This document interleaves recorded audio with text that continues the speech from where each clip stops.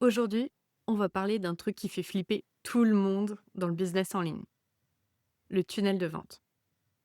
Merci d'être là encore aujourd'hui pour un nouvel épisode dans mon défi 30 jours, un épisode par jour. Tunnel de vente. Rien qu'en entendant ces mots, je suis sûre que la moitié, mais vraiment la moitié d'entre vous, vient de grimacer. Oh, pas un épisode sur les tunnels de vente, ça me stresse rien que d'y penser. Mon business n'est pas assez avancé pour parler tunnel de vente. Ok, donne-moi 10 minutes. Je vais te faire complètement changer d'avis sur ce concept, ok? Parce que la vérité, si tu penses que tunnel de vente, c'est synonyme de manipulation, de séquences d'emails automatisées à rallonge, d'automatisation, de techniques de vente douteuses, c'est que tu n'as pas compris ce que c'était vraiment. Un tunnel de vente, c'est juste ça.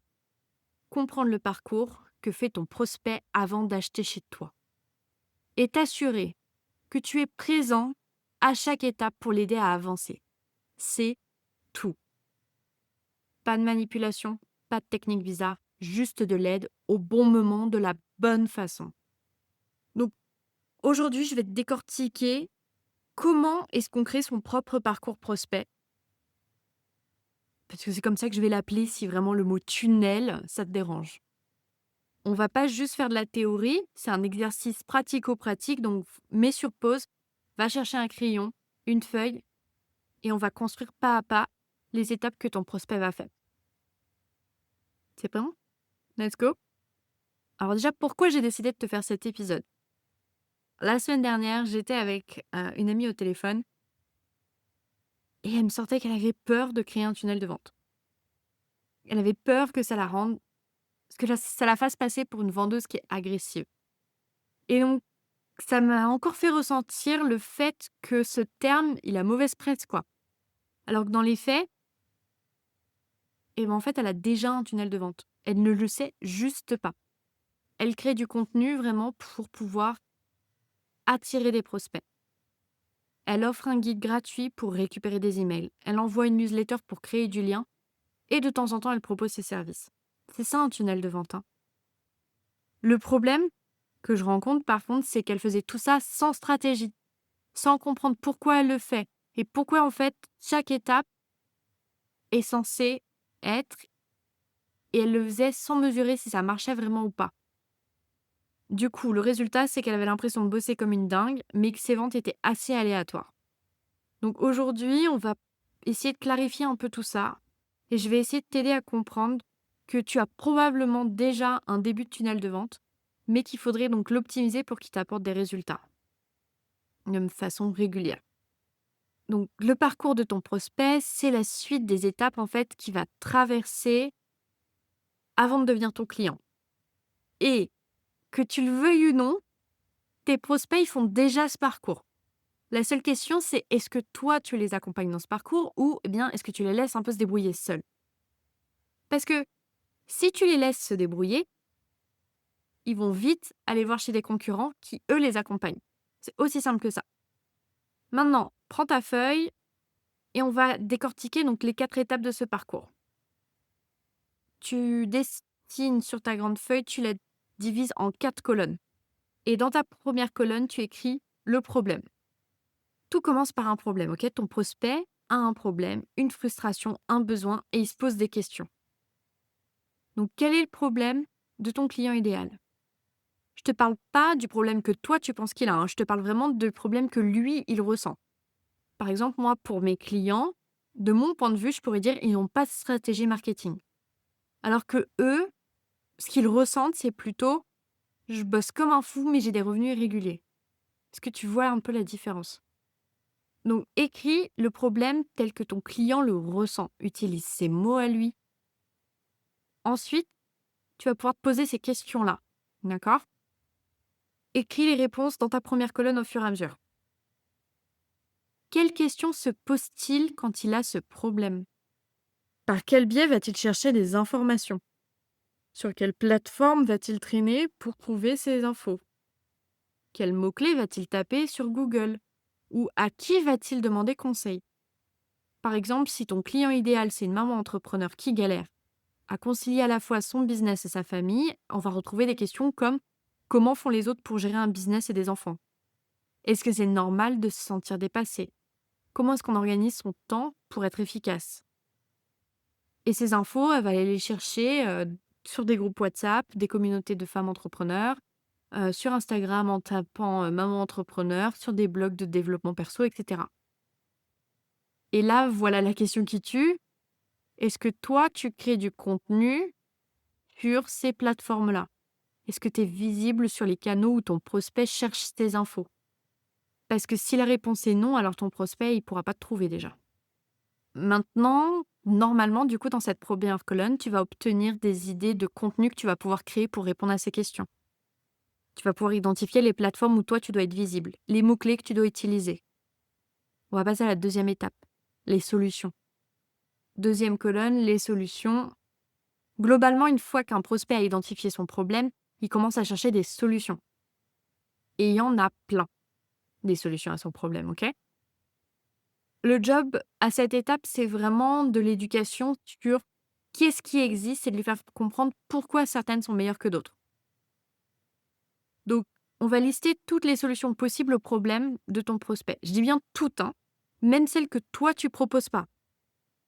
Donc, si on reprend l'exemple de la maman entrepreneur qui galère, les solutions possibles, ça va être déléguer certaines tâches, optimiser son organisation, revoir ses priorités, faire du batch working, externaliser la garde de ses enfants ou changer son business model pour avoir plus de flexibilité. Enfin, tu vois, il y a plein de solutions différentes en fait.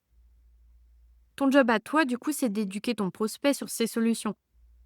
Je te demande pas de descendre les autres solutions. C'est de lui expliquer un peu les avantages et les inconvénients de manière vraie, authentique, honnête sur chacun. Partager des cas concrets. De donner après toi, bien sûr, ton avis d'expert, d'accord? Par contre, à cette étape-là, on ne parle pas encore de ton offre à toi, hein. On éduque, point final. Si tu proposes directement la solution à quelqu'un qui découvre tout juste qu'il y a un problème, en fait, c'est trop tôt. Il va pas te faire assez confiance. Donc, c'est un peu comme demander, ce qu'on utilise toujours cette analogie, quelqu'un en mariage au premier rendez-vous. Techniquement, c'est pas possible, ok? Mais il y a quand même des gens qui arrivent, hein, mais c'est très faible. En tout cas, ça se fait pas de manière continue et de manière fiable. Donc, dans cette deuxième colonne, du coup, on va noter les différentes solutions qui sont présentes, les contenus que tu peux faire pour pouvoir éduquer sur ces solutions et comment est-ce que toi, tu peux positionner en fait ton expertise sans être vendeur. La troisième étape, du coup, on est sur ta solution. OK? Donc, maintenant que ton prospect il a compris tout simplement les différentes solutions possibles, il faut vraiment lui faire comprendre quelle est ta solution et pourquoi c'est la meilleure pour lui. C'est là où on commence à parler de son approche, de sa méthode, de ses résultats, mais de manière utile. Donc, par exemple, on va parler des bénéfices spécifiques de sa méthode, des résultats que tes clients ils obtiennent, des témoignages concrets de pourquoi est-ce qu'en fait ton approche elle est différente de celle des autres. Là, l'idée, c'est pas de faire de la pub déguisée, hein. C'est vraiment de continuer vraiment à éduquer, mais en montrant ton expertise en action. Donc, au lieu de dire mon programme de productivité pour maman entrepreneur, on peut dire comment, euh, je réfléchis, hein, comment la méthode des blocs temporels a permis à Sarah de doubler son CA tout en récupérant ses soirées avec ses enfants. Voilà, format storytelling. Le but, c'est d'apporter de la valeur avec la méthode des blocs temporels, de montrer un résultat concret, je crois que j'ai dit doubler son CA pour récupérer du temps, et d'utiliser un témoignage client.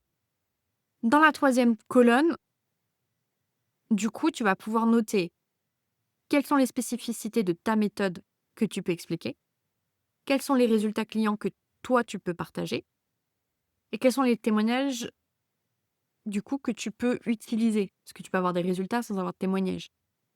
Ensuite, on passe donc à la quatrième étape, quatrième colonne, et là, on passe à l'achat. OK?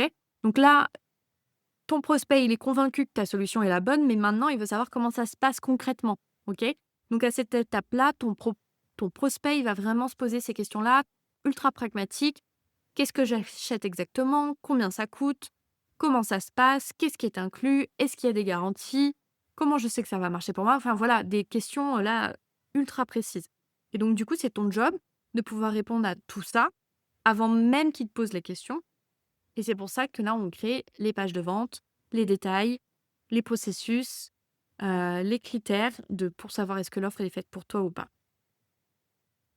Donc dans cette colonne 4, on va pouvoir noter du coup toutes les questions que se pose le prospect avant d'acheter, quelles sont les objections qu'il peut avoir et du coup, quel type de contenu est-ce qu'on peut créer pour y répondre? Et quel est bien sûr ton process, de vente. OK, on vient de remplir ces 4 colonnes. Maintenant, on va essayer de prendre du recul, d'accord? On va regarder l'ensemble. Pour chacune de ces étapes, tu vas devoir te poser les questions.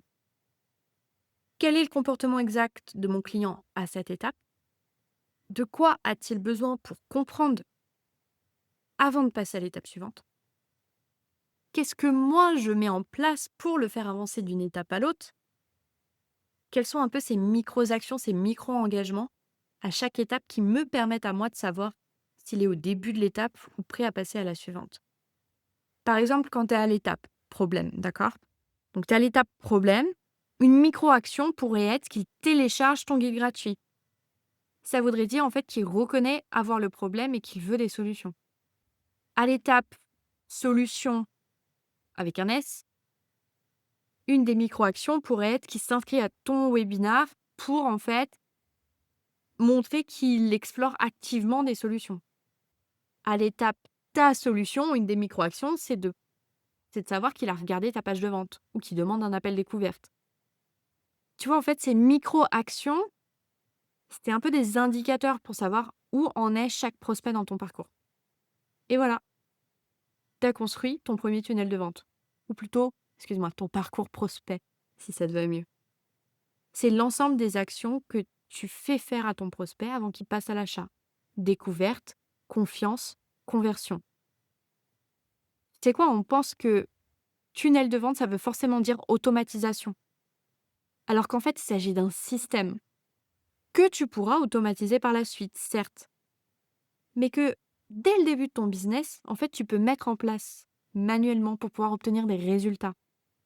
Moi, j'ai fait un tunnel de vente dès le début. Malgré tout le monde qui dit non, faut pas en faire dès le début, machin. Moi, j'ai fait un tunnel de vente dès le début parce que c'est ma spécialité. J'avais pas de séquence email automatisée, pas de landing page ultra sophistiquée, ok? J'avais juste une compréhension ultra claire du parcours de mes prospects. Et je suis en amélioration continue. Là, je vais améliorer mes pages. Je commence à faire des campagnes, etc., etc. L'idée, c'est d'avoir la logique. Voilà ce que je veux que tu retiennes de cet épisode. Un tunnel de vente n'est pas de la manipulation, c'est juste de l'accompagnement. C'est comprendre un peu le parcours naturel que fait ton prospect avant d'acheter. Et t'assurer que toi, tu es présent à chacune de ces étapes pour pouvoir l'aider. Arrête d'avoir peur de ce mot et commence à penser parcours. Commence à accompagner tes prospects au lieu de les laisser se débrouiller seuls. Si tu as des questions supplémentaires ou que tu aimerais approfondir une des notions, tu as le questionnaire qui est disponible dans la description de l'épisode. Il te suffit de me poser une question et je le sélectionnerai pour un de mes prochains épisodes de mon défi. Merci d'avoir écouté cet épisode. J'espère que tu vois les tunnels de vente d'un œil différent. Et n'oublie pas de partager cet épisode avec un ami entrepreneur qui a peur des tunnels de vente. Il ou elle te remerciera. Laisse-moi un avis sur Apple Podcast si cet épisode t'a aidé. Bonne journée!